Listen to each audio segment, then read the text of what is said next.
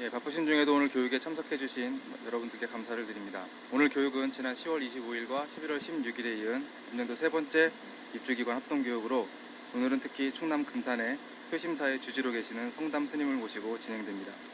참석하신 여러분께 많은 도움이 되시기를 바랍니다. 교육이 시작되기 전에 갖고 계신 핸드폰은 진동으로 전환하여 주시거나 꺼주시기 바랍니다. 교육은 국민의례 후에 바로 강사님의 강의를 듣도록 하겠습니다. 그럼 지금부터 2012년도 제3차 입주기관 합동교육을 시작하겠습니다. 먼저 국민의례가 있겠습니다. 모두 자리에서 일어나 앞에 있는 국기를 향해 주시기 바랍니다. 국기에 대하여 경례!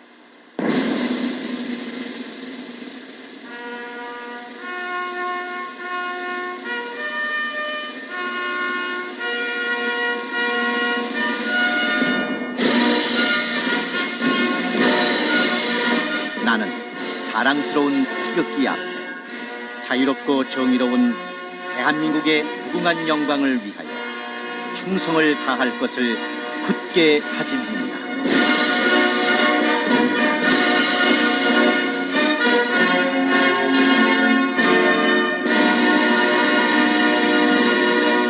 바로 모두 자리에 앉아주시기 바랍니다. 애국가와 순국선열 및 호국영에 대한 묵념은 생략하도록 하겠습니다. 바로 교육을 시작하도록 하겠습니다. 오늘 강의를 맡아주실 성담 스님을 소개해드리겠습니다. 성담 스님께서는 마산 경상고를 졸업하시고 동아대 금속공학과를 2년을 수료하셨으며 1987년 봉선사 운경 스님을 계사로 3위계를 수지하셨고 불임 민음 스님의 상자로 계셨으며 1993년 효심사를 창건하시고 2009년 고산 스님으로부터 구족계를 수료하셨습니다. 2011년부터 BBS 불교방송 마음의 향기를 설법하고 계시고 2012년 4월부터 BTN 불교TV 행복119 지혜축제를 강의 중이십니다. 저서로는 건강강좌 감로수, 덕분입니다. 행복기술, 행복기술2, 행복119 등이 있으며 현재 효심사 주지스님으로 그리고 사단법인 다함께 잘사는 세상 이사장으로 활동하고 계십니다. 앞으로 2시간 동안 강의를 해주실 성담스님을 뜨거운 박수로 맞아주시기 바랍니다.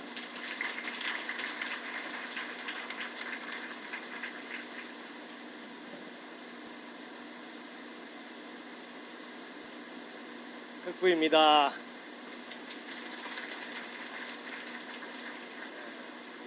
저하고 처음 만났는데 이 코드가 맞아요. 오늘도 즐겁게 1시간 넘게 한번 시간을 보내시면 좋겠어요. 제가 전국 어디를 가더라도 제일 먼저 인사하는 법부터 오늘 맞춰보겠습니다. 제 트레이드 마크가 덕분입니다. 제가 덕분입니다 하면 여러분은 감사합니다. 제가 감사합니다 하면 여러분은 덕분입니다. 이렇게 해서 먼저 한 호흡을 맞추고 출발할까 합니다. 감사합니다. 덕구입니다. 네, 좋습니다. 자, 오늘 여러분과 함께 재미있으면 좀 더 하고, 그죠? 재미없으면 빨리 끝나고 한번 해보겠습니다. 자, 여러분들이 오늘 저한테 듣고 싶은 이 바람직한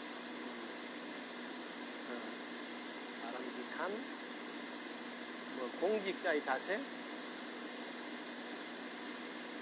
제일 재미없는 과목이에요. 그죠?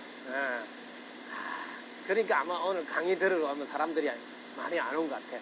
이런 거 할 때 재미있게 제목을 붙여야 된대요. 당신은 무엇을 원합니까? 이렇게 했으면 아마 궁금해가 다 왔을 거예요. 이 제목 하나부터 우리 공직자들의 마인드가 너무 재미없게 돼 있어요. 이런 거 하나만 봐도 제가 너무 시대에 뒤떨어 있어요. 세상 모든 것이 일단 재미없으면 관심이 없어요.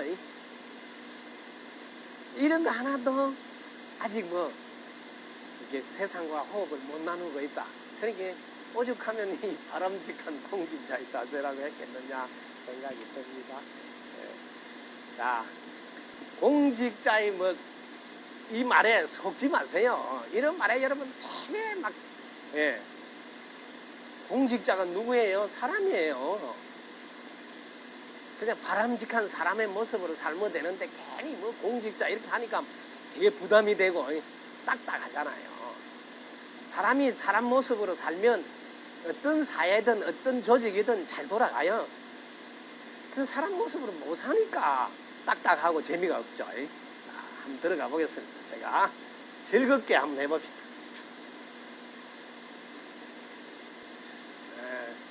조금 이게 요즘은 파워포인트로 영업하다 보니까 이런 거는 좀 잘 안 쓰죠. 제가 왜 이렇게 하냐면 교육 연구에서 이렇게 다 전 세계에서 연구한 분들이 학습의 효율을 높이는 것은 이렇게 시각적으로 들어오도록 도와줘야 87% 효율이 높아요. 청각만 활용하는 건 7%밖에 안 된다고. 그래서 제가 일부러 이렇게 도와주려고 생각할 시간을 갖고. 자, 여러분들이 지금 자, 이 시간 세상은 어디쯤 와 있는지 보자고. 세상은 지금 이 시대를 여러분들 어떤 시대라고 하세요? 생각난 대로 하세요. 편하게. 지금 이 시대는 어떤 시대예요? 여러분들은 많이 들었을 거예요. 뭐 디지털 시대라고. 디지는 탈이 난다는 시대야. 디지털은 디지는 탈이 나. 왜 디지는 탈이 나는가를 보니 이 시대는 지금 W 시대다. 요걸 좀 알아서. 이 속에 바람직한 사람의 모습, 바람직한 공직자의 모습이 이 속에 다 들어있습니다. 자, 이 W는 뭔 W예요? 첫째 W 무엇이에요? 큰 소리를 보세요. 뭐예요? 월드. 오케이. 이 무슨 뜻이에요? 잘 안 거죠? 이거는 이제 보통 뭐 세계다 이렇게 요 정도 해석하지 말고 이렇게 크게 전체. 지금 시대에 사는 사람은 제일 먼저 사고가 전체를 먼저 생각해야 돼. 그러면 이 시대에 맞는 사람, 그게 뭐 바람직한 사람이에요. 바람직한. 지금 자기밖에 모른다. 자기 부서밖에 모른다. 자기 지역밖에 모른다. 그러면 바람직한 공직자라는 것에 해당이 없어요. 또 바람직한 사람의 모습도 이 시대의 사람으로서는 이다. 정확히 보라는 거예요. 두 번째 뭐예요? 두 번째는 큰 소리 해도 되는데 와이드예요. 와이드. 와이드는 해석이 활짝 열리는데 활짝. 여러분이 지금 활짝 열리는 거 한번 보세요. 한번 보라니까요. 제가 전국을 강의를 다니는데 이거 헤어스타일 패션이 이런 모습이라고 강의 자체를 못하게 하고 또 들을 열고 하는 생각 자체를 차단해요. 스님이라는 뭐 종교가 다르다. 지금 이 시대에 지금 와이드 시대에 지금 그 사람이 어떤 종교다 이런 게 지금 무슨 상관이 있어. 그 사람한테 배울 게 있으면 나도 배워야지 이렇게 해야 되는데 아예 신청하면 스님이라고 안 받아줘요. 그래서 내가 이 헤어스타일 패션을 바꿔야 되겠나 막 이렇게. 지금 이 시대의 사람으로서 전혀 준비가 안 돼 있어요. 너무 가슴이 아픈 거예요. 그 다음에 이거는 웹이에요. 웹은 뭐 거미 집 이래야 돼. 집. 이 거미 집한테 집 이거는 요즘 말하면 인연. 요거는 이제 요즘 더 지금 네트워크예요. 네트워크. 이 세상은 다 네트워크로 연결되어 있다. 전체가. 그래서 너도 활짝 열리지 않으면 시대에 맞는 사람이 아니라서 바람직한 공직자에 전혀 자기는 해당이 안 됩니다. 왜? 시대를 못 쫓아가니 그 사람이 뭘 지가 바람직게 할 수 있겠어요. 지금 여러분들이 집에 가서 여러분 자녀가 한번 보라고. 그 인터넷 속도가 조금만 늦어도 열받아서 막 팍팍 키보드 막 눌려버려요. 이런 시대에 와 있다고요. 1초에 100만 번도 느리다고 지금 뭐요. 1초에 100만 번이 아니고 1초에 1억 이런 속도로 빨리 달리라고 하잖아요. 그런데 만약에 민원을 보러 왔는데 공무원들이 여전히 아나로우 시대 같이 아직도 천천히 세우라 내우라 하고, 아, 요거는 제 부서가 아니까니까 저쪽에 가서 해보세요. 이게 바람직한 지금 시대에 맞는 공직자의 모습이겠어요? 지금은 모든 게 세탁기 하나만 보세요. 딱 스위치 한 번만 딱 눌리면 세탁 현금 탈수가 돼. 이게 바람직한 공직자의 모습이다 이 말이에요. 뭐든지 민원이 있다고 해서 딱 스위치 하나 눌리면 자기가 처리를 싹 해줘야 되는데, 내하고 해당해 저쪽에 가세요. 그럼 저쪽에 가세요. 야, 이런 세탁기 봤어요? 무슨 수동식이에요? 스위치 한번 딱 눌리면 그 자리에서 세탁 현금 탈수가 그 자리에서 자동으로 딱 끝나는 걸 완 스톱, 완 타치. 전 세계가 민원을 가보라고. 예를 들면 공장 하나를 세운다. 그럼 그거 딱 접수하면 그것을 싹 끝내주잖아요. 그런데 이거 띄워라 저거 띄워라 또 바람직한 공직자가 지금 시대에 맞지 않는, 전혀 디지털에 맞지 않는 아날로그 시스템을 여전히 자기가 하고 있다. 그러니까 아마 여러분들 뭐 제일 위에 있는 높은 분들은 맨날 그런 이야기 할 거예요. 지금 여러분들은 너무 뭐 민원에 박자를 못 맞춘다. 세상은 이렇게 월드 와이드 웹으로 빠르게 돌아가는데 여전히 우리 부서 일이 아니다고 저쪽에 가라. 저도 뭐 우리 이렇게 불사한다고 해보면 심부름을 시켜놓으면 그거 하나 보러 가는데 뺑뺑이를 돌려. 그래서 바람직한 공직자가 다른 게 아니고 이 시대에 맞게 자기 자신은 준비가 되어 있는지 돌아보셔야 돼요. 항상 전체를 먼저 생각하고 있는 거야. 전체를 우선으로 생각. 그러면요 판단이 너무 쉬워요. 전체를 딱 먼저 생각하면 여기에 전체가 이로운가? 전체가 이로운. 그러면 금방 답이 나와요. 아무 문제가 없어요. 전체가 이로운가 하면 언제나 판단이 쉽는데 내한테 이익이 있는가? 아, 요렇게 하면 판단이 엄청 어렵습니다. 해보십시오. 너무 힘듭니다. 이게 지금 전체를 이렇게 하는가? 이러면 금방 답이 나오는데. 그 다음에 활짝 열려야 되는데, 활짝 열리면 여기는 제일 먼저 지역을 초월해야 되고, 나이를 초월해야 되고, 자, 그 다음에 인종을 초월해야 되고, 자, 종교를 초월해야 되고, 민족을 초월해야 되고, 그 다음에 뭐 이념이나 사상 다 초월해야 돼요. 이런 거를 다 넘어서 있어야 돼요. 여러분 혹시 시간 나셔서 BTN 이게 불교 방송인데, 이게 BTN 인터넷 들어가서 BTN 불교 방송에 들어가면 제가 성담스님 행복 119 지혜축제 이 제목으로 행복 119 요즘은 다시 보기를 하면 돼요. 다시 보기 행복 119 강의 보면 제가 불교 방송국에서 강의하는데 성경 이야기를 많이 합니다. 왜냐하면 소통이 되라고. 소통. 그래서 불자들이 항의를 해요. 왜 성경 이야기를 많이 하냐고. 부처님 이야기를 안 하고. 왜? 지금 활짝 열린 시대에 사는데 지금 성경이냐 불경이냐가 무슨 상관이 있어. 내 생각이 지금 좁게 되어 있느냐 넓게 되어 있느냐 얕게 되어 있느냐 깊게 되어 있느냐 이런 게 지금 훨씬 중요한 시대에 살아요. 그래서 이 시대에 여러분들이 마인드가 안 돼 있으면 이 시대하고는 애시당초 해당이 안 됩니다. 그래서 여러분들이 제일 먼저 이 시대는 어떤 시대인가를 시대를 딱 보시라고. www 시대에 우리가 살고 있다. 그래서 이게 먼저 딱 돼야지 바람직하다는 말에 해당됩니다. 시대와 조화를 못 이루면 바람직하다는 말에는 해당이 안 돼요. 시대에 뒤떨어지니까. 그래서 여러분들이 공직자는 또 어떻게 다른가 한번 보자고. 그럼 공직자 반대말은 뭐예요? 그냥 일반 민간인이에요. 사적인 공직이 아니까 사적인. 그러면 공직이라 할 때는 항상 국가가 우선이에요.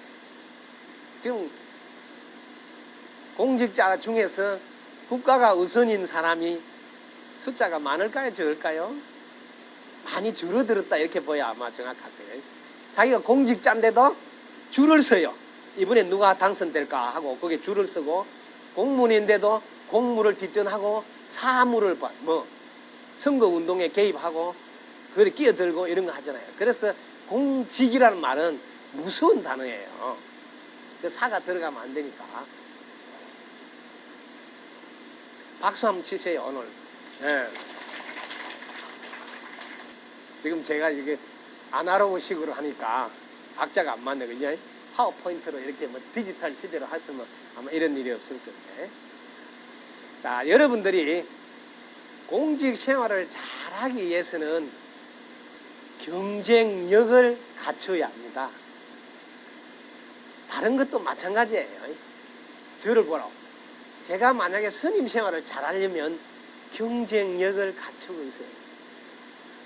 여러분이 경쟁력을 갖추고 있으면 첫째 실력에서 2등을 안 하니까 승진을 못할까봐 불안해할 일도 없고, 그 다음에 실력이 있으니까 중간에 뭐 도태가 될까 불안할 일도 없고, 그 다음에 노후 준비가 안 될까 불안할 일도 없고, 무조건 여러분들이 제일 먼저 경쟁력을 갖춰야 됩니다.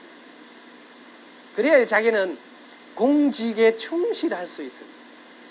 경쟁력이 부족하면 자꾸 수단과 방법이 바람직한 방법을 안 쓰고 편법이나 불공정한 방법으로 승진을 하려고 하거나 뭐 이렇게 거래를 해서 좀 뭐 노후 준비를 하려고 하거나 이런 마음이, 이런 유혹이 일어날 수 있어요. 저희들도 마찬가지예요.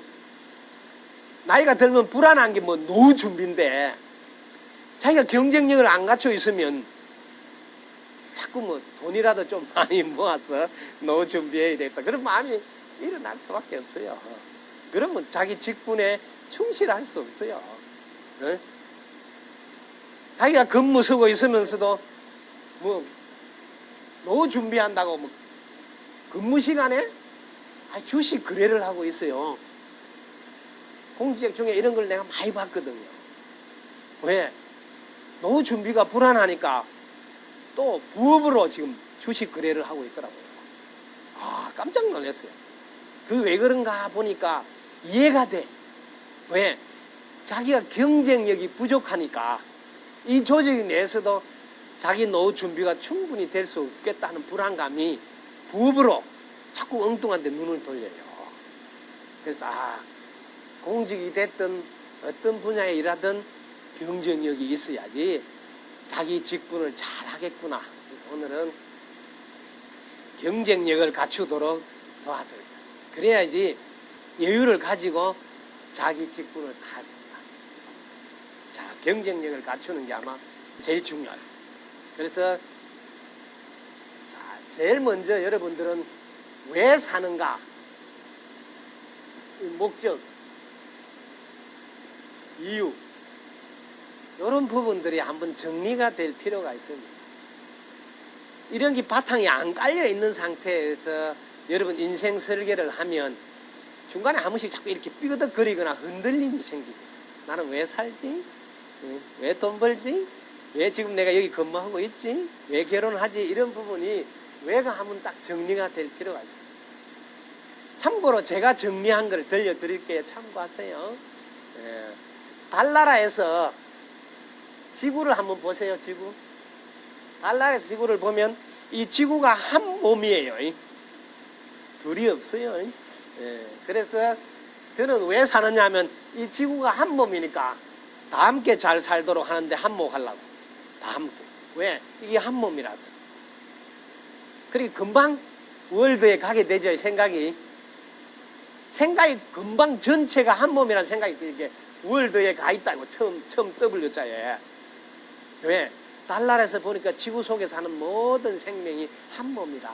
이렇게 바르게 바로 뭘 하더라도 저는 다 함께 잘 사는 세상에 한몫하려고 한다는 게 이유예요.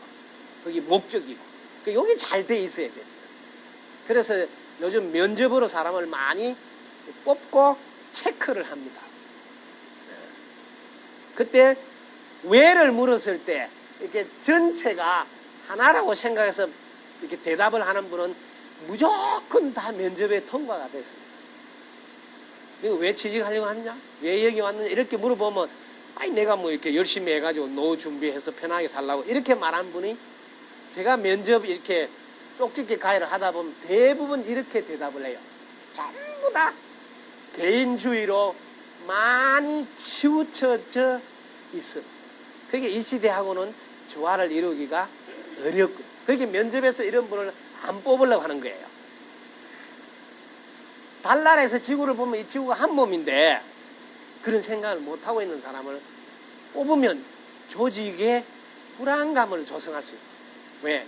자기 개인을 더 위주로 하기 때문에.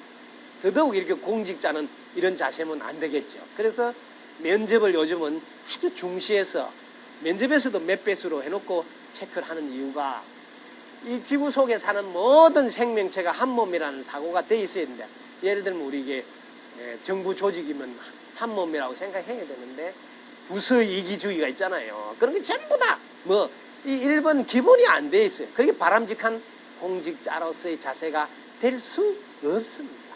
1번 왜에 대해서 여러분이 잘 좀. 그 다음에 두 번째, 목적이 딱 섰으면, 목적이 오늘 제가 쉬운 말로 해드릴게요. 뭘 물어도 같이 잘 먹고 잘 살라고 이렇게 대답할 수 있으면 됩니다. 너는 왜 취직했냐? 같이 잘 먹고 잘 살라. 왜 결혼했냐? 같이 잘 먹고 잘 살라. 이렇게 다 함께라는 단어가 늘 나와야지 목적은 이제 정리가 됐어요. 그럼 목표는 다 함께 잘 살려면 상대방 먼저 잘 되라고 해야지. 그래서 목표는 항상 상대방 먼저 잘 되라고 하는 게 목표예요. 상대방이 먼저 잘 돼야지 같이 잘 먹고 잘 살 수 있다. 네, 여기. 그 다음에 수단은 상대방 먼저 잘 되게 하려고 하면 내가 경쟁력을 갖춰야 된다. 여러분이 자신이 경쟁력이 없으면 상대방 먼저 잘 되라는 마음이 절대로 나오지 않습니다. 일단 내가 먼저 잘 되고 보자, 이런 마음으로 출발할 수밖에 없습니다. 왜? 자기가 경쟁력이 없기 때문에. 그래서 바람직한 공직자로서뿐만 아니라 사람의 몸을 받았다면 가장 중요한 게 경쟁력입니다.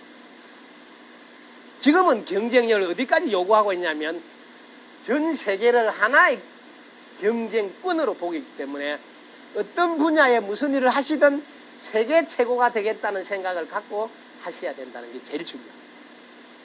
이게 어떤 분야에 무슨 일을 하든 나는 그 분야의 세계 최고가 되어야 된다. 이 생각으로 경쟁력을 쌓을 필요가 있습니다. 여기에 좀 더 들어가서 어떻게 하면 경쟁력을 키워서 상대방을 먼저 잘 되라고 해서 다 함께 잘 살게 할 수 있느냐, 여기 들어가겠습니다. 여러분들이 시대를 쭉 보십시오. 우리가 블루 칼라 시대를 거쳐서 화이트 칼라 시대를 거쳐서 지금은 어떤 시대냐면 스타 칼라 시대에 와 있습니다. 스타 칼라. 왜? 세상 사람들 다 스타를 원하고 스타를 우상으로 섬기고 자기도 스타가 되고자 하는 노력을 하는 사람들이 갈수록 늘어나고 있습니다. 이게 뭐 스타 칼라 시대에 들어있습니다. 자, 이 스타 칼라의 별 모양인데 1번.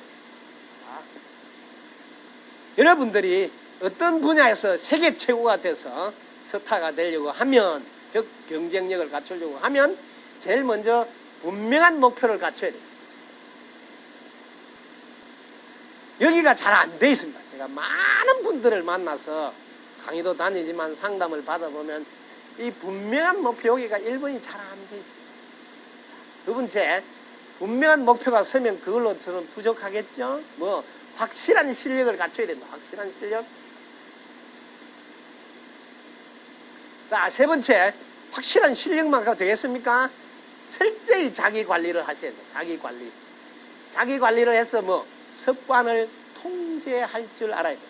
자, 네 번째, 그 다음에 우리는 자기만 관리하면 되는 게 아니고 외부의 관계도 열린 마음으로 잘 관리할 수 있어야 됩니다. 다섯 번째, 이것을 다 갖췄더라도 해내는 힘이 없으면 우리는 어떤 것도 이뤄내지 못합니다. 이 5가지가 경쟁력을 갖추는 기본 큰 아웃라인. 그래서 1번 여기 분명한 목표, 2번 확실한 실력, 3번 자기관리, 4번 외부관계, 5번 해내는. 여기서 별 모양으로 이렇게 딱 이렇게 정리를 이렇게 머릿속에 그리면 경쟁력을 갖추는 기본이 딱 갖춰질 겁니다. 이거를 이제 세부적으로 하나씩 제가 도와드릴까 합니다. 박수 한 번 더 쳐도 오늘 너무 애쓰십니다. 특별히 대통령 표창을 하나 드려야 될 것 같네. 자, 이 5가지에 대해서 구체적으로 좀 더 여러분들이 실천할 수 있도록 도와드릴까 합니다. 자, 1번부터 한번 봅시다. 분명한 목표, 이게 얼마나 중요한지 제가 들려드릴까 합니다. 하버드 대학교에서 연구한 자료입니다. 세상 사람들은 어떻게 분포되어 있는가? 최상위층 레벨에는 어떤 사람들이 살고 있는지 조사를 했어요. 그래서 보통 우리는 이런 생각을 쉽게 하겠죠. 제일 위에 레벨에 있는 분들은 학교 다닐 때 공부도 잘했다. 인류대학교도 아마 나왔을 거야. 부모도 잘 만났을 거야. 회사도 좋은 데 나왔을 거야. 뭐 다녔을 거야. 뭐 이렇게. 우리가 상식적으로 보통 그런 생각을 하는데 하버드대학 조사한 자료를 보고 조사한 분들이 다 놀랬다는 거예요. 저도 놀랐어요. 그거하고는 아무 상관이 없고 30년 이상 장기적인 목표를 가지고 있는 분이에요. 장기적인 목표. 이런 분들이 결국은 25년이 넘었으니까 다 최상위층 레벨에 진입을 하시더라. 이렇게 연구 자료가 나와 있어요. 지금 뭐 학교를 좀 좋은데 안 나오고 아무 상관없어. 부모 잘못 만났더라도 30년 이상 장기적인 목표를 가지고 도전해 보십시오. 그러면 한 25년 지나면 자기도 자기 분야에서 누구도 무시하지 못할 만큼 경쟁력이 생겨서 올라갑니다. 여기 아주 여기 제일 중요한.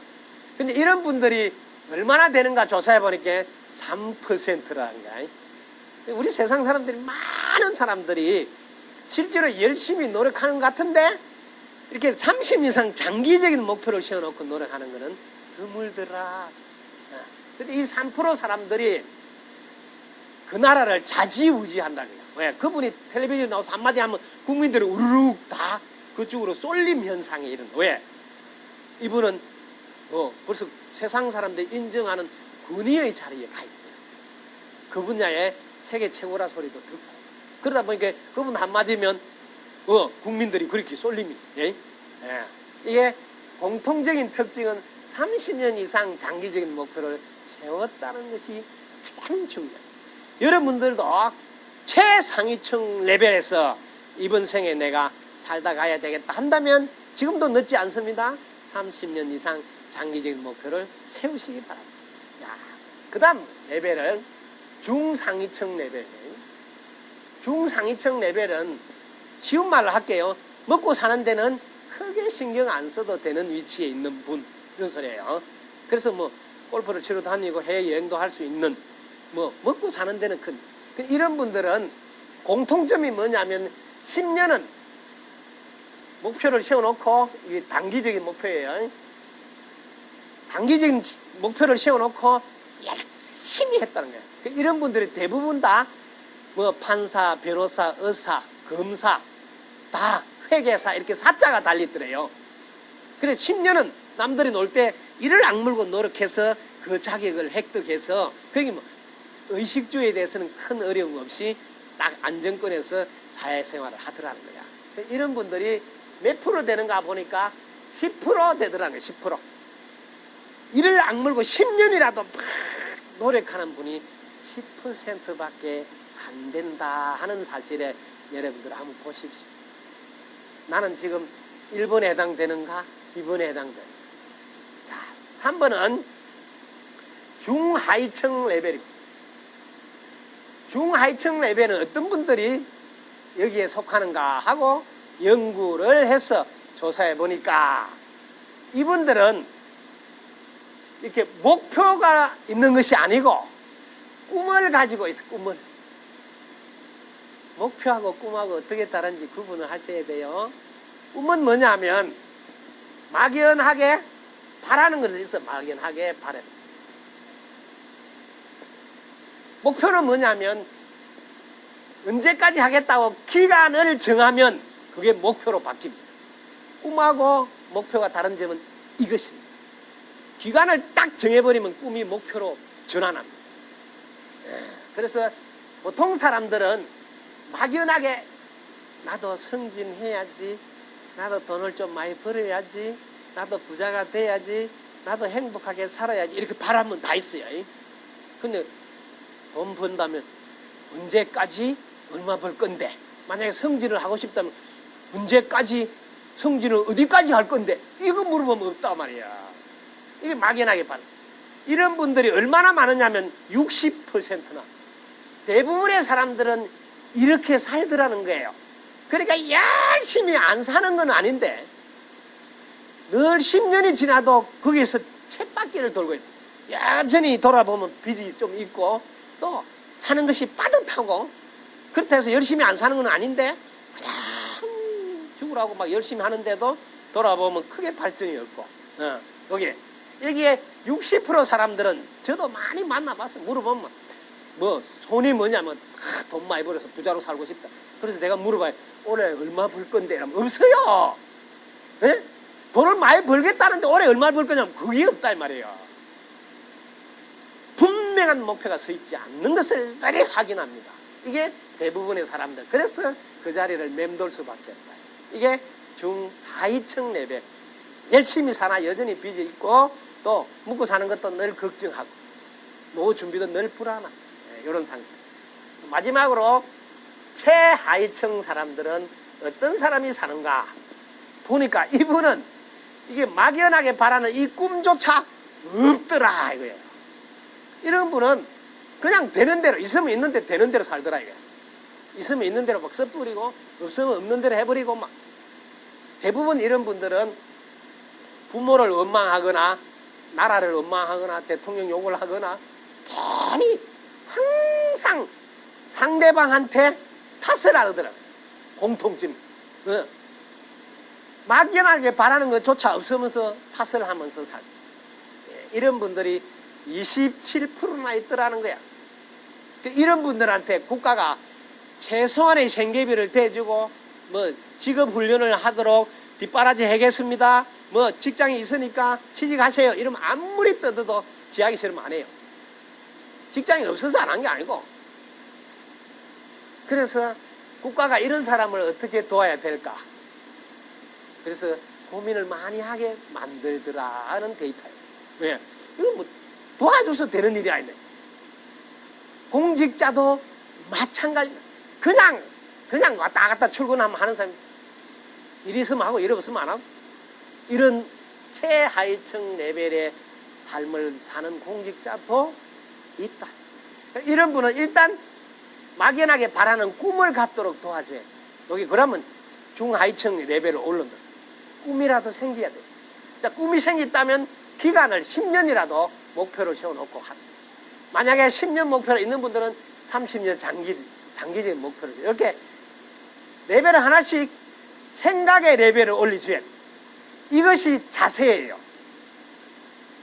생각의 레벨을 올려주는 게 자세라고요.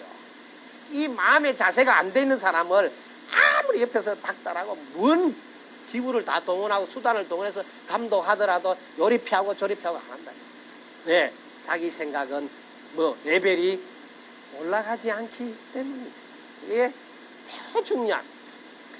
이걸 공직자로서만 보지 말고 집에 돌아왔을 때 내가 한 가정의 부모의 위치에서 보시라고.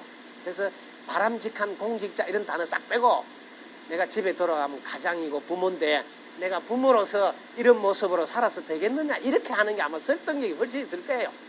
공직자 다 네가 부모로서 최소한 네 자녀가 따라서 배워 본받을 건데 네가 중하위층에 살기를 원하느냐?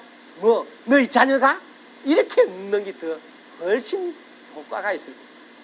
당신의 자녀가 중상위층이라도 살았으면 좋겠다. 그러면 뭐, 당신부터 중상위층의 행동을 보여주고 있어야 된다. 이렇게 말하는 게 바람직한 공시자의 자세에서 훨씬 더 가슴에 들어갈 수 있는 단어가 아닐까. 나는 부모로서 내 자녀에게 어떤 것을 바라느냐? 최상위층 레벨의 살기를 바란다면 내가 30년 이상 장기적인 목표를 가지고 도전하고 있는가? 자기를 둘러보시라. 그럼 그게 자기 직장에 돌아와서도 자기 삶은 다를 거다. 그래서 먼저 분명한 목표가 어디까지 되어 있는지 여러분 자신을 돌아보는 게 가장 중요해요. 여기가 되어 있지 않은 상태에서 제가 확실한 실력을 쌓았대요, 자기 관리할 수 있는 말은 아무 의미가 없습니다. 그래서 제일 먼저 여러분들 자신을 돌아봅니다. 최상위층 레벨에 내가 이번 생에 마무리해야 되겠다 하면 최상위층이 안 되더라도 중상위층은 뭐 올라가게 되고, 내 자녀는 최소한 중상위층 레벨이 출발점이 돼요. 그럼 우리 자녀는 조금만 노력하면 최상위층 레벨에 올라갈 수 있다. 여기가 제일 중요한 부분 1번. 자, 그 다음에 확실한 실력을 어떻게 쌓을 것인가, 여기로 들어가겠습니다. 박수 친 분만 박수를 엎어놓으면 뭐가 나올까요? 수박이 나오죠? 막강에서 좀 드시면서 강의를 들으시기 바랍니다. 자, 두 번째, 확실한 실력을 한번 봅시다. 여러분들이 확실한 실력을 쌓아야 되는데 어떻게 실력을 쌓아야 될까? 이게 이제 중요해요. 자, 제일 먼저 1단계 제가 실력 쌓는 1단계. 1단계는 여러분들이 관점 바꾸기를 하셔야 돼요. 여러분이 무슨 말을 들려줘도 여러분이 세상을 바라보는 관점이 바뀌지 않는 한은 쉽게 말하면 소기에 경일킵니다. 자고 나면 또 운이 칩니다. 그래서 여러분이 세상을 바라보는 이 관점이 바뀌어야 됩니다. 이게 제일 중요합니다. 그럼 여러분은 세상을 어떻게 바라보고 있는가 한번 볼까요? 여러분들은 이 세상에서 뭐든지 내가 했다는 관점으로 세상을 살아가고 있습니다. 그 다음에 내가 한다, 내가 해야 된다. 여러분이 사는 모습을 한번 보십시오. 이런 관점으로 여러분은 세상을 살아가고 있습니다. 자, 이렇게 사실 때 여러분에게는 어떤 일이 생긴지 조용히 자기를 들여다 보십시오. 내가 했다 했을 때 여러분 마음은 앞으로 어떻게 갈까요? 내가 했다면 이게 교만하게 되고 나중에는 거만하게 되고 여기 아만, 오만 이런 거로 자신도 모르게 흘러갑니다.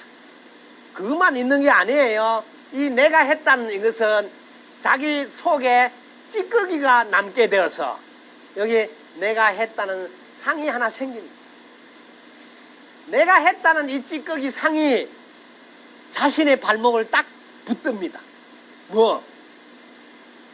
내가 니한테 어떻게 했는데 하면서 서운한 마음이 생기게 나중에 돕고, 여기서 더 나아서 섭섭한 마음이 생기게 하고, 이게 나중에 화의 빌미가 되고, 이게 나중에 미움으로 바뀌어서 이게 나중에 원수가 됩니다. 잘 보십시오.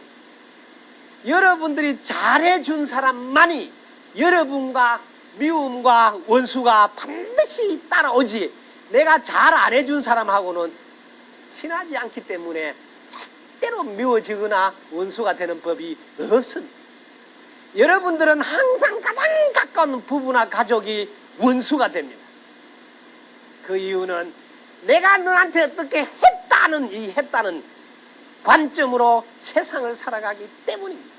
이 관점이 바뀌지 않는 한은 잘하면 잘할수록 여러분은 위험한 상태에 갈 확률이 훨씬 높습니다. 왜? 내가 네한테 어떻게 했는데 네가 내한테 그럴 수 있느냐 하면서 자기는 뭐 서운한 감정이 싹트기 시작하면 거기 나중에 울분이 돼서 다시는 보는가 보자 하고 이를 갈기 시작해서 그동안 잘해준 게 아무 소용없이 결국 끝에 원수를 만드는 빌미가 돼. 이 관점을 바꾸지 않고 살아가기 때문에 여러분 인생이 끝에 가면 비극적으로 끝날 확률이 높아요. 가장 사랑한 사이가 가장 많이 원수가 되고 가장 많이 헤어졌다는 사실을 똑똑히 보셔야 합니다. 왜? 우리는 내가 했다는 생각 때문에 순간은 내가 했다고 좀 뿌듯하게 목에 힘이 조금 더 갈 수 있을지 모르나 그게 자신의 발목을 잡는다는 사실을 아셔야 돼요. 이것만큼 위험한 관점이 없습니다.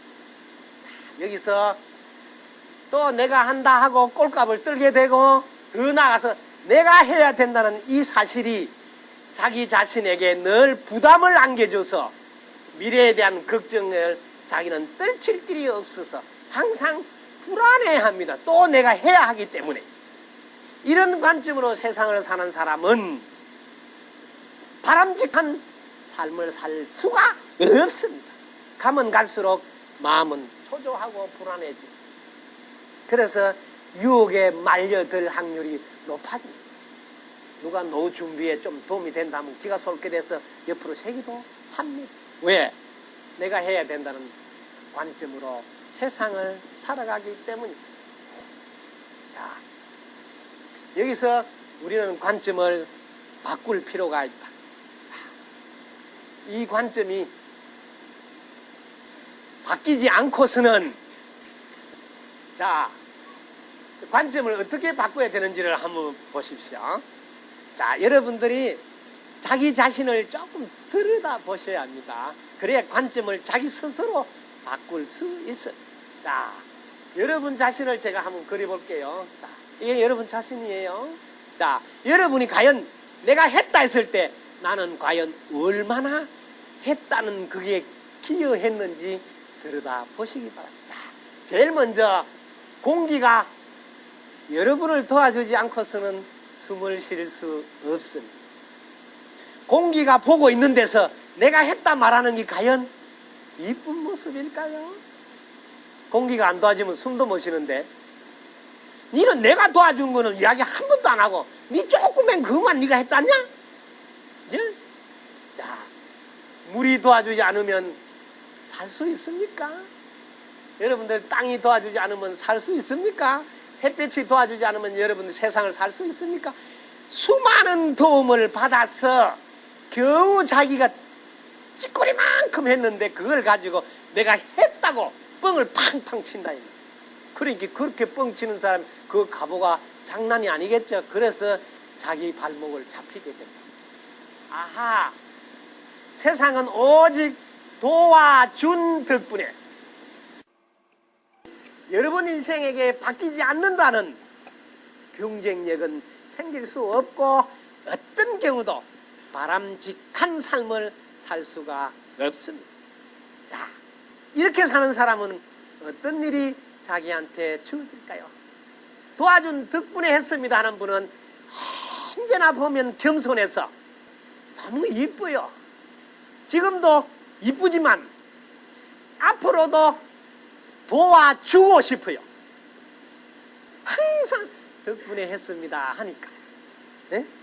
부모님한테도 부모님 덕분에 잘 삽니다. 후배한테도 아이고 우리 후배 덕분에 잘 지냅니다.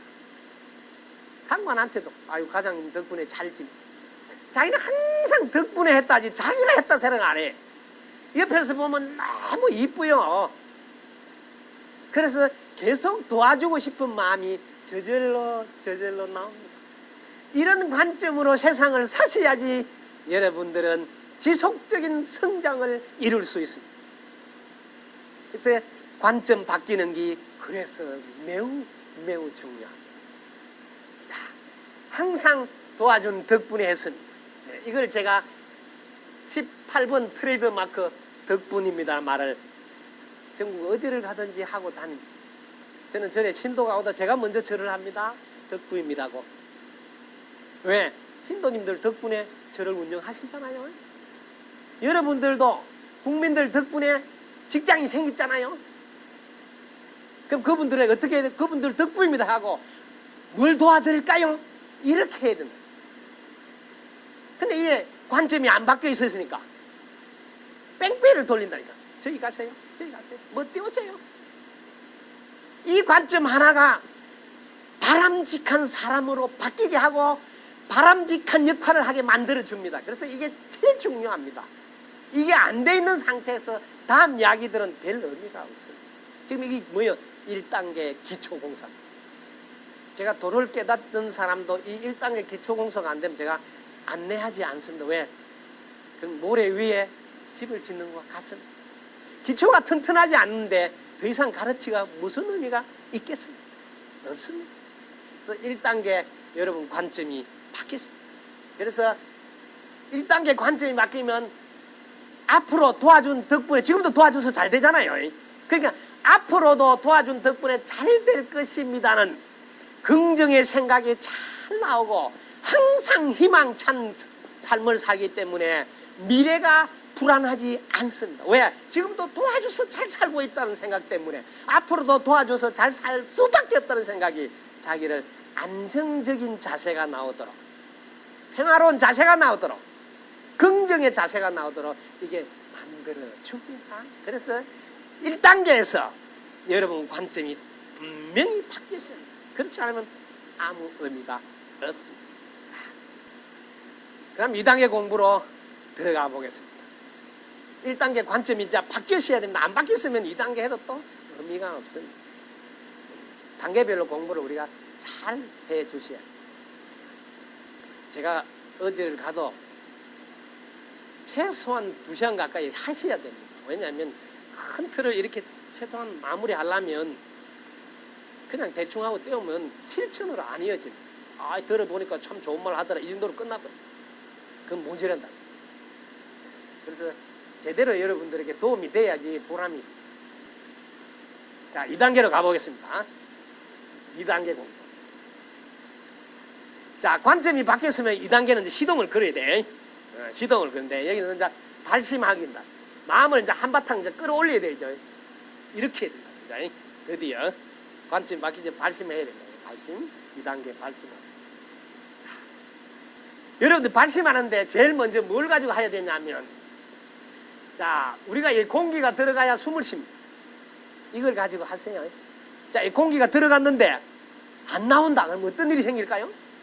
공기가 들어갔는데 안 나오면 어떤 일이 생길까요? 어떤 일이 생겨요? 축사망이에요. 축사망. 들어갔는데 안 나왔으면 끝이에요. 그럼 공기가 나갔는데 안 들어오면 어떡할까요? 또 끝나겠죠. 자, 여기서 언제 끝날까요? 아시는 분? 언제 끝날까요? 이걸 아셔야 됩니다. 여러분들이 2단계 공부에서는 언제 숨을 안 쉬느냐? 숨을 안 쉬느냐? 여기가 정확하게 돼 있어야 발심이 됩니다. 숨을 언제 안 쉴까요? 제가 일러줄게요. 큰 소리로 한번 하세요. 언제 안 쉬어요? 몰라요. 이걸 내가 강조할게요. 강조.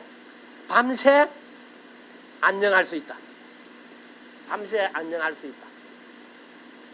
이게 안 나오면 여러분들의 24시간은 낭비하는 시간이 훨씬 많을 수 있습니다. 저는 밤새 안녕할 수 있다는 이 사고 때문에 24시간을 똑같이 줘도 24시간을 24시간으로 쓰지 않습니다. 왜? 밤새 안녕할지 모르는데 그게 대충 쓰겠습니까? 그래서 2단계에서는 마음의 자세가 완전히 다릅니다. 나한테 주어진 24시간이 24시간이에요. 왜? 내가 먼저 안녕할지 모르고 때로는 상대방이 먼저 안녕할지도 모른다. 그래서 어떤 자세로 사느냐면 지금 여기 자기 인연은 처음이자 마지막이다. 이 자세로 살아간다. 항시 처음이자 마지막. 왜? 내가 끝날지 모르고 상대가 끝날지 모르니 지금 여기 있는 내 인연이나 내 직무 맡은 일은 이게 오늘 처음이자 마지막이 될 수도 있다. 이런 자세로 자기 직분을 한다면 무슨 말이 필요하겠습니까? 그 사람이 대충 하겠습니까? 의형부영 하겠습니까? 그런 난 절대로 해당이 없습니다. 이래야 저런 말도 전혀 필요가 없어요. 그래서 2단계 공부에서 우리는 마음이 전혀 다른 자세로 출발하는 사람이 됩니다. 아, 내가 밤새 안녕할지 몰라. 내한테 주어진 이 시간, 내한테 주어진 이 일, 내한테 주어진 이 사람에게 내가 최선을 다해야 되겠다. 왜? 처음이자 마지막일 수 있다는 자세 때문에. 여기서 세상 사람과 전혀 다르게 24시간을 처절하게 보냅니다. 이게 다른 점. 이게 이제 발심이 시작이 됩니다. 네, 발심이. 그래서 자세가 완전히 달라져요. 그래서 2단계 발심, 마음 자세가 완전히 달라야 돼요. 뭐 밤새 안녕할지 몰라.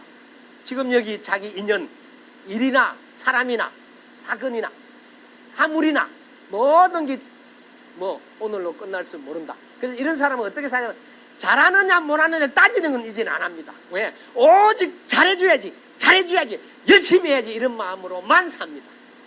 이걸 모르는 사람은 또 시비를 걸어요. 잘했니 못했니 맛이 있니 없니 이런 걸로 세월을 다 보냅니다. 왜? 그 사람이 아직도 몇십 년 끄떡 없을 줄 알고 그런 자세로 살기 때문입니다. 자, 3단계로 갑니다. 자, 그러면 3단계는 법칙 활용합니다. 법칙. 자, 이 세상을 이제 살아야 되는데 누구보다도 열심히 살아야 되고 누구보다도 24시간을 잘 활용해야 되겠다는 마음이 생겼다 이 말. 그러면 이 세상은 어떻게 되어 있는가 하고 이 세상을 한번 본다 이 말. 이 세상은 어떻게 되어 있는가? 이 세상은 본인의 노력과 주위의 도움으로 세상이 돌아간다. 이걸 보십시오. 이 세상은 본인의 노력과 주위의 도움에서 세상이 굴러가는구나 하는 것을 자기가 이제 보기 시작합니다. 왜? 24시간 내한테 주어진 것을 잘 써야 되기 때문에.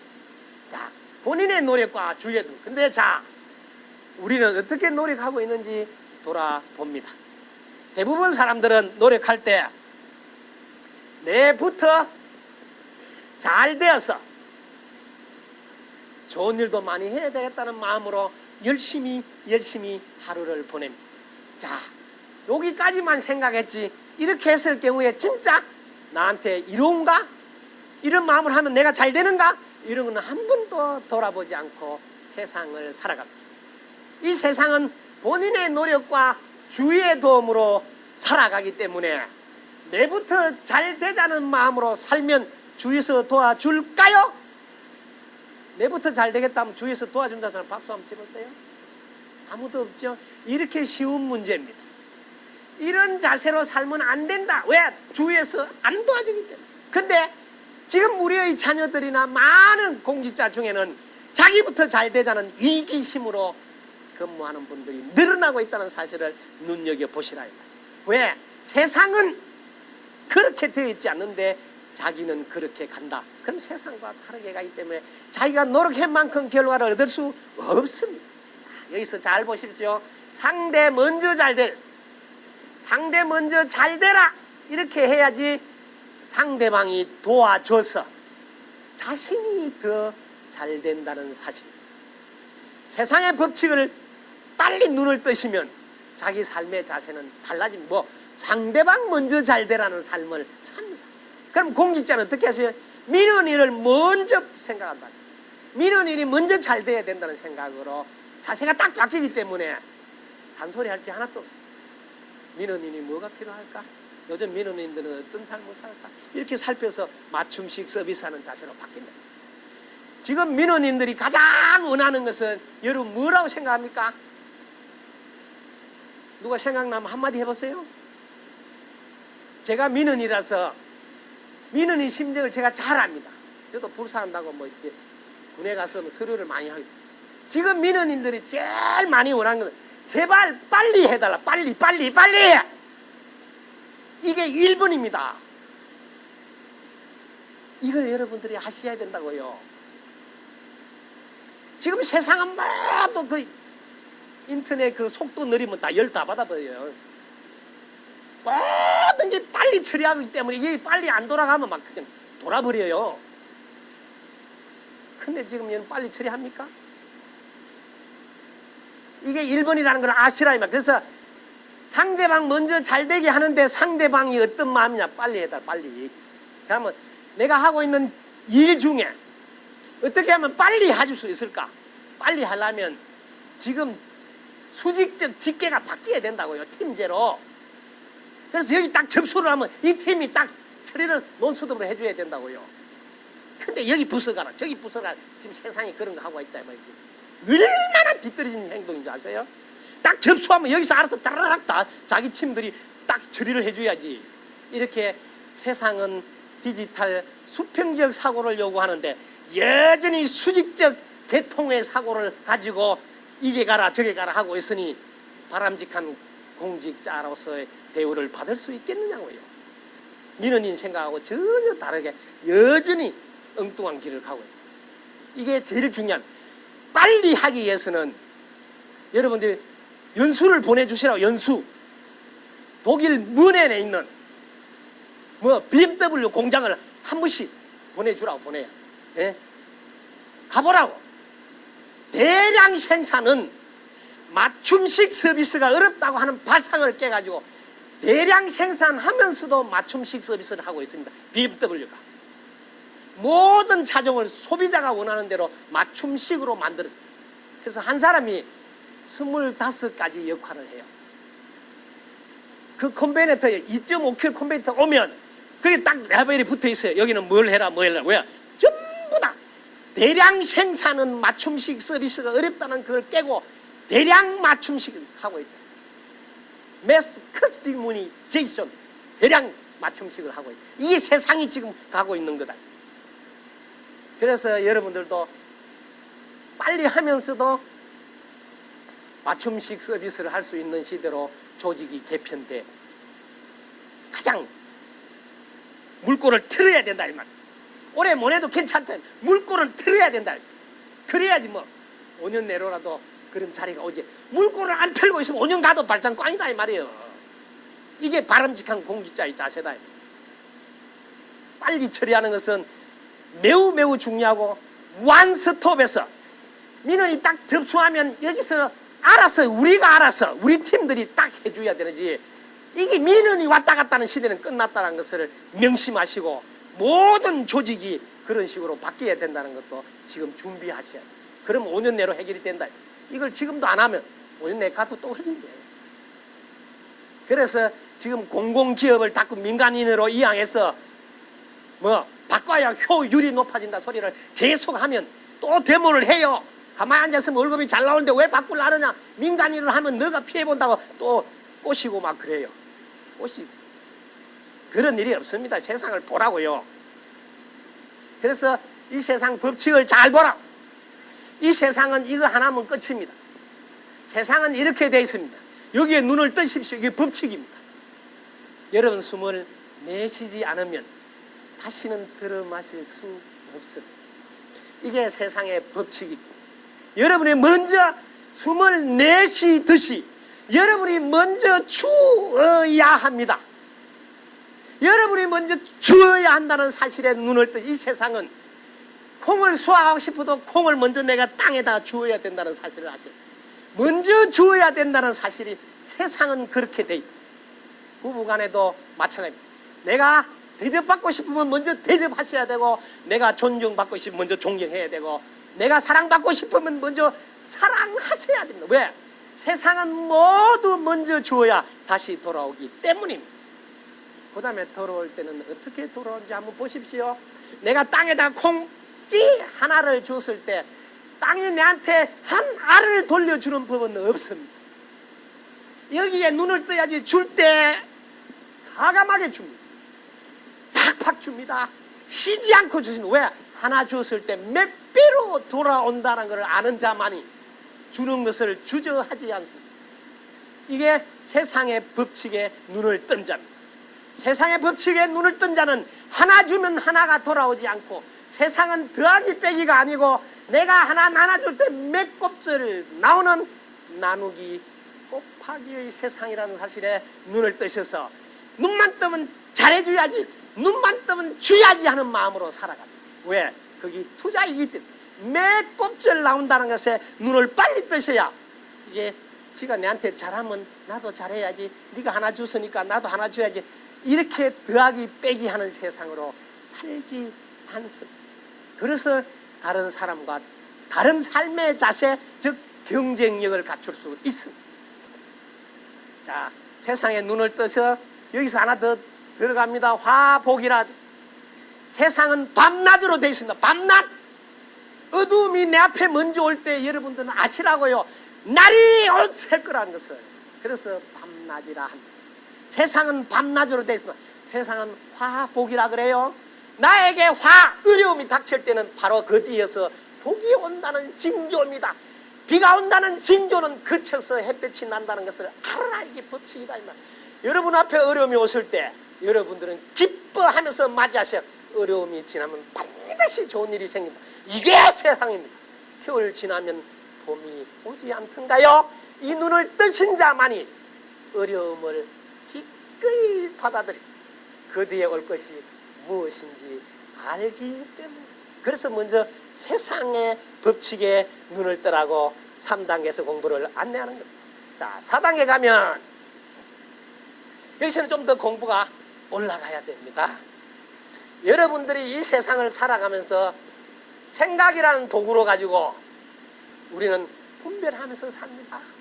자, 분별을 하면 어떤 일이 생기는지 여러분들 알아두십시오.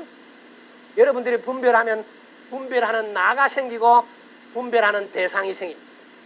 그럼 분별을 안 하면 어떤 일이 생기는가를 공부를 분별하면 없던 나가 생기고 없던 대상이 생겨서 여기서 뭐 두 개가 돼버립니다. 이 세상 모든 사람들은 생각을 일으켜서 분별함으로써 없던 나가 생기고 대상이 생겨서 내 것을 하나라도 더 가져야 되겠다는 욕심이 생기기 시작합니다. 여러분들이 분별하지 않으면 나도 없고 대상도 없습니다. 분별을 하지 않았을 때 여러분을 볼 줄 알아요. 분별하지 않으면 내 것을 가지겠다는 생각 자체를 하지 않습니다. 네, 모두가 내 것이기 때문입니다. 분별하면 우리는 무조건 분별하는 나가 생기고 대상이 생겨서 둘로 나누어집니다.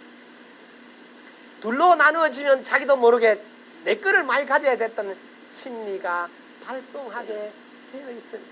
그래서 여러분들이 분별하면 이 분별은 오직 생각으로 하는 거라서 실제로 두 개가 있는 것이 아니라 생각 속에서만 존재하는, 이게 뭐 허상이라는 것에 눈을 뜨셔야 됩니다.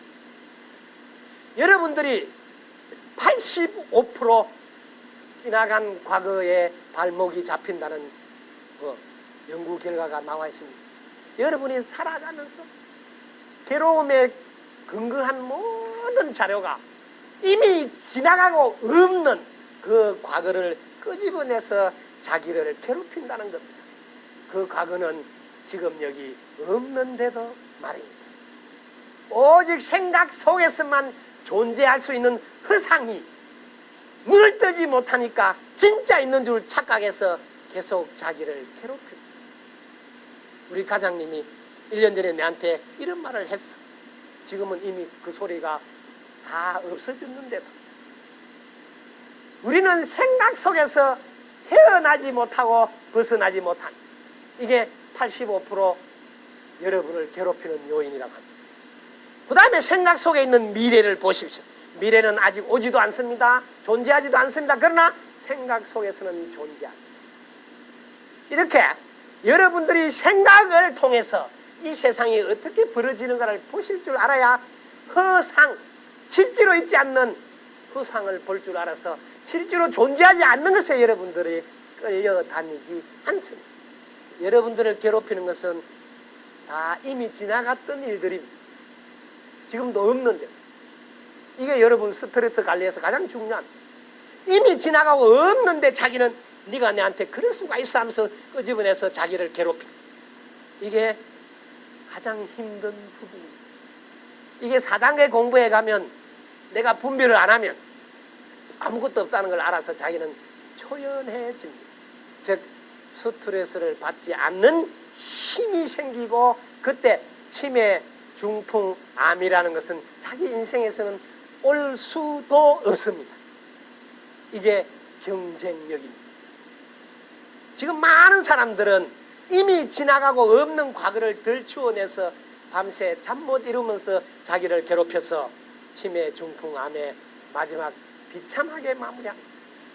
여기서부터 자유롭기 위해서는 이미 지나간 것은 지금 존재하지 않는다. 즉 분별하지 않으면, 생각으로 끄집어내지 않으면 진짜 없다는 사실에 눈을 뜹니다. 이걸 불교 용어로 지혜 중에 지혜라서 반야라 그럽니다. 반야지혜. 이게 반야지혜입니다. 이거는 최고의 지혜라서 마하라 그럽니다. 대빵이다. 대빵. 마하반야의 상태에서는 바라밀이 됩니다. 이 바라밀은 완성입니다. 자기는 더 이상 바라는 게 없습니다. 온전하고 완전해서 더하고 뺄 것이 없는 경지에 이릅니다. 이게 4단계 공부입니다. 여기 오면 자기는 더 이상 구하거나 바라는 게 없는 경지. 여기에서 들어가야 자기 자신을 위한 욕심은 더 이상 부리지 않습니다. 여기까지 오야지 최소한 공직의 자세가 나옵니다. 왜? 더 이상 욕심 안 부리도 영원히 행복한 자기를 가지고 있을 때 하습니다. 자기는 아직도 여전히 배가 고프고 바라는 게 있는데 어떻게 바람직한 공직의 자세의 근무를 할 수 있겠습니까? 절대로 안 됩니다. 아무리 마음을 비워도 순간입니다. 또 유혹에 우리는 넘어가서 왜? 당장 나는 뭐 필요합니다. 그래서 4단계 공부까지 오야지 바람직한 공직의 자세를 유지할 수 있습니다. 여기서 한 단계 더 들어갑니다. 여기가 마지막이 아닙니다. 드디어 자기 하나는 이제 해결이 됐습니다. 그래 여기가 그런 부족입니다. 자, 자기만 해결되면 됩니까? 내 이웃인, 내 인연인 가족, 우리 직원들 이런 분들 아직 해결이 안 됩니다. 자, 이런 분들을 위해서 마지막으로 우리는 어디까지 실력을 쌓아야 되냐면 맞춤식 서비스까지 실력이 올라요. 이게 5단계입니다. 5단계는 자, 5단계는 이제 4단계에서 자기 문제가 해결됐으니까 자기 인연들을 위해서 맞춤식 서비스를 하셔야 됩니다. 이게 이제 5단계입니다. 이 맞춤식 서비스에 와서 드디어 1학년에 입학합니다. 제가 경쟁력을 키우는 공부의 과정입니다. 제 밑에 오면 공부하는 과정이 이게 이제 1학년이 됩니다. 이 5단계에 와야지 1학년을 제가 시켜줍니다. 왜? 니 하나 잘 먹고 잘 살라고 이 세상에 태어났냐? 니 하나 공부 쉽게 말하면 도 깨달으라고 이 세상에 태어났냐? 우리 같이 잘 먹고 잘 살아야 됩니다. 그래서 여기가 이제 출발이라고 합니다. 저는 4단계까지 오는 것도 이야 이런데 스님은 눈높이를 여기를 출발이라고 합니다. 이렇게 4단계까지는 논수도로 따라오야 돼요. 1학년은 노후 대책을 공부합니다. 노후 대책을 많은 사람들은 바라기 때문에 2단계 오면 자녀 교육을 공부시킵니다. 이게 2학년 교육입니다. 2학년. 그 다음에 3학년 교육은 부자 연습을 가르칩니다. 다들 부자가 되기를 원하기 때문에 4학년이 되면 성공 습관을 가르칩니다. 다 성공하기를 원하기 때문에 5학년이 되면 인연관계를 잘 하고 싶어 하므로 인연관계 공부를 시킵니다. 6학년이 되면 나도 명품이 돼서 신뢰를 받고 싶어 하니까 명품 신뢰를 가르칩니다. 7학년이 되면 여기서 본보기를 교육받습니다. 8학년이 되면 지혜의 힘을 가르칩니다. 9학년이 되면 오래된 미래를 가르칩니다. 10학년이 되면 대비심의 유력을 가르칩니다. 이게 제가 가르치는 공부 커리큘럼입니다. 1단계에서 4단계를 못 올랐는데 어떻게 5단계까지 이렇게 공부를 할 수 있어요? 이런 경쟁력을 갖춘 자가 유혹에 빠지겠습니까? 세계에서 2등을 안 하는데 그때야 비로소 바람직한 공직자의 삶을 살 수가 있습니다. 그전에는 미안하지만 안 됩니다. 요망상학일 뿐입니다. 그래서 확실한 실력을 여러분들이 갖추십니다. 그 다음에 이제 자기 관리를 하십니다. 자기 관리를 하는데 자기 관리는 여러분들이 건강하셔야 됩니다. 건강이 뭔지를 알아서 자기 관리를 철저히 하십니다. 건강이란 치우침이 없습니다. 치우침이 없는 상태, 즉 균형이 잡힌 상태를 말합니다. 제일 먼저 신체적으로 균형이 잡히다. 신체적으로 균형이 잡히기 위해서는 늘 요가를 해서 한쪽만 사용하지 않도록 도와줘야 됩니다. 그 다음에 신체적으로는 근력을 키워야 됩니다. 우리가 나이가 드시면 근력이 차츰차츰 약해져서 그 다음에 근력이 약해지면 뭐 기운이 떨어집니다. 이걸 방지하기 위해서 근력 운동을, 근력은 48시간 유효합니다. 근력 운동은 매일 하면 안 됩니다. 이틀이나 3일에 한 번씩 하세요.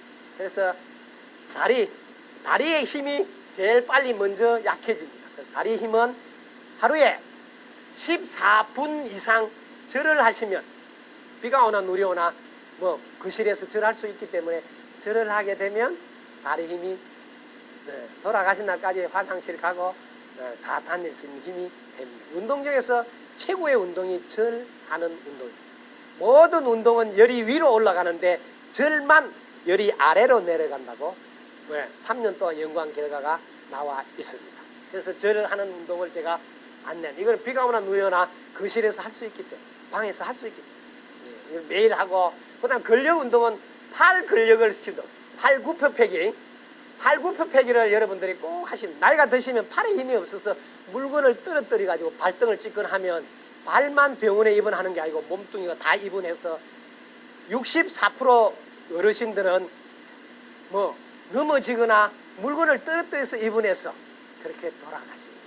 이걸 대비해야 됩니다. 그래서 팔굽혀인데, 여성들은 늘 이팔 청춘으로 살고 싶은 사람들은 28개는 팔굽혀기를 하실 줄 알아서 자기 관리가 되셔야 돼요.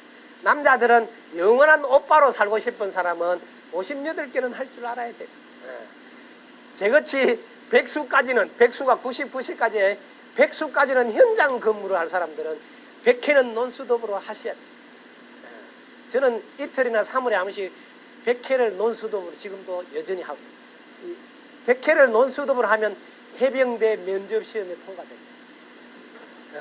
자기 몸을 달력의 나이와 상관없이 해병대 언제나 입대할 수 있는 몸을 만들어야지 현장 근무를 할 수 있습니다.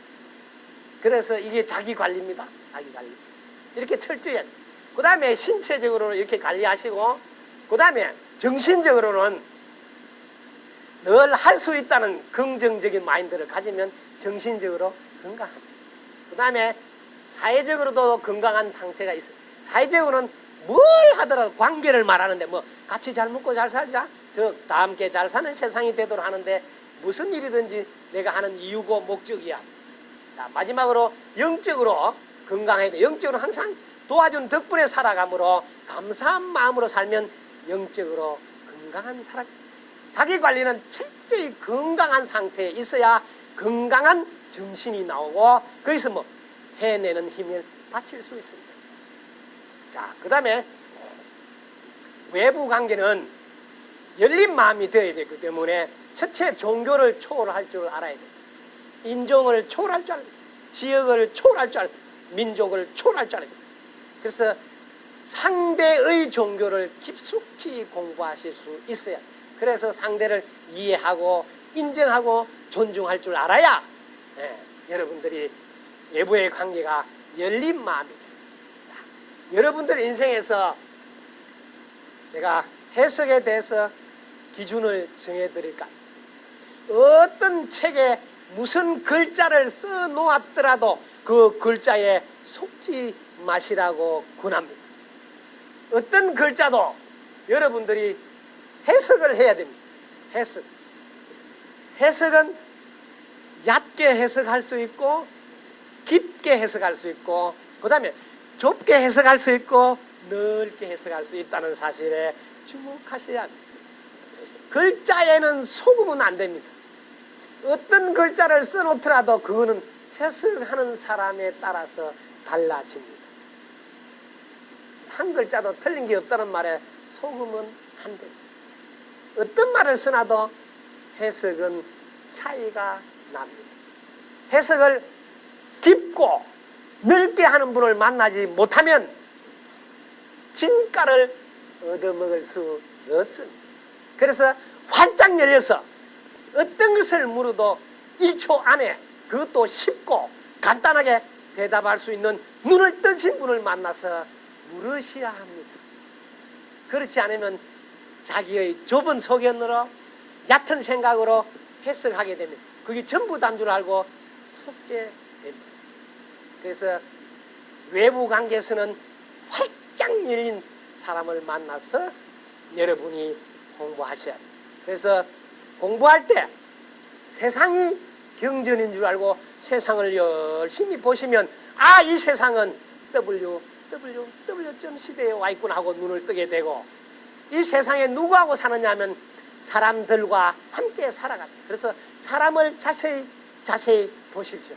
사람은 어떻게 되어 있는지. 왜? 사람을 알아야 이해하고, 이해해야 그 상대를 인정해 줄 수 있고, 인정해야 그 사람을 우리는 존중할 수 있습니다.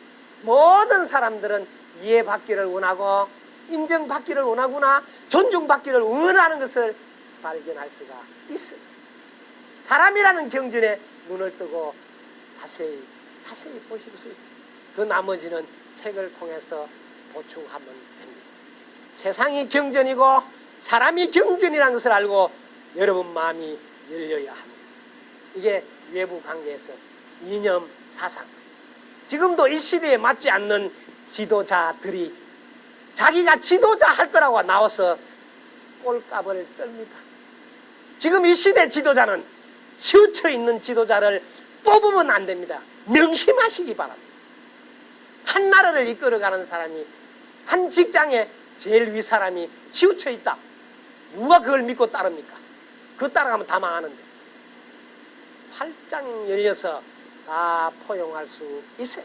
이제는 진보도 보수도 의미가 없습니다. 오직 전체가 이롭고자 한다면 어떤 길을 가야 하는가를 보셔야 합니다.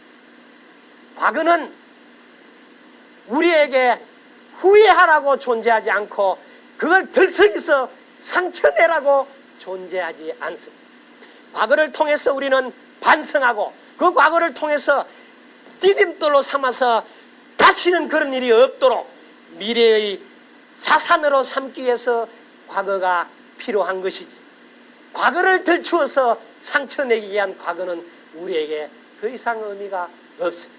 미래는 우리에게 걱정을 끼쳐서 불안하게 만들기 위해서 존재하는 것이 아니라, 미래는 우리를 하여금 계획을 세우고 설계를 하고 준비하도록 하는 아름다운 도우미로 활용하실 줄 아는 사람, 그 사람이 경쟁력 있는 사람이고, 그런 분이 윗사람으로서 자리에 앉으셔야 한다는 것도 눈을 뜨셔야 합니다.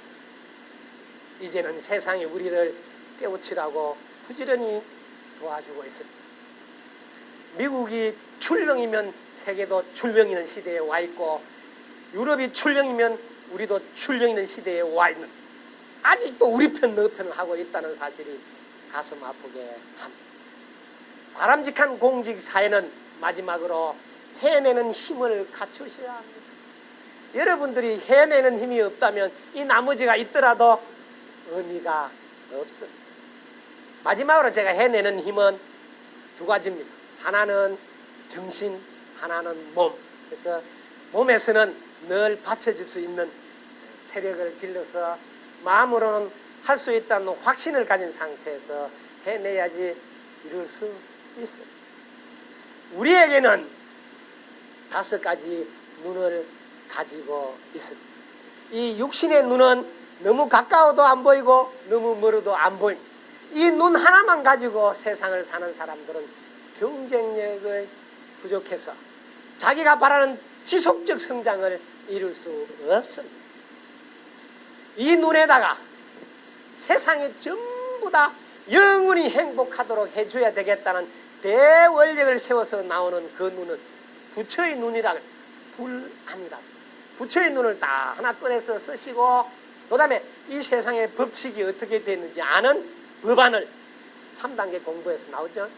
2단계 발심해서 불안을 끄집어내고 3단계 법칙 활용하기 위해서 법안을 끄집어내야 됩니다. 그 눈을 세상 법칙을 훤히 알고 사용하는 법안. 4단계 올라가면 지혜 중에 최고의 지혜의 눈 해안을 끄집어내서 쓰고, 5단계 올라가면 맞춤식 서비스인 천안을 끄집어내서, 천안은 남들이 보지 못하는 것을 보게 하는 거예요. 돌아가신 분하고 소통하는 것이, 살아있는 사람도 소통하는, 이게 다 천안입니다. 우리가 갖고 있는 눈 5개는 쓰라고 준 것이지 있는 줄도 모르는 사람이 많고, 혹시 절에 다니면서 금강경에 써난 거라서 18장에 나오는 이야기. 있는 줄은 알아도 사용하지도 못해. 여러분들이 5개 눈이 있는 줄 알고 끄집어내서 사용할 줄 안다면 여러분의 경쟁력은 세계 최고의 자리에 있기 때문에 바람직한 공직자의 삶을 살 안 해도 살 수밖에 없어요. 그러나 내가 경쟁력이 없은서 그러면 자기 위주로 될 수밖에 없고 그러면 유혹에 빠지기 쉽습니다. 그래서 바람직한 공직자의 삶을 살기가 어렵습니다.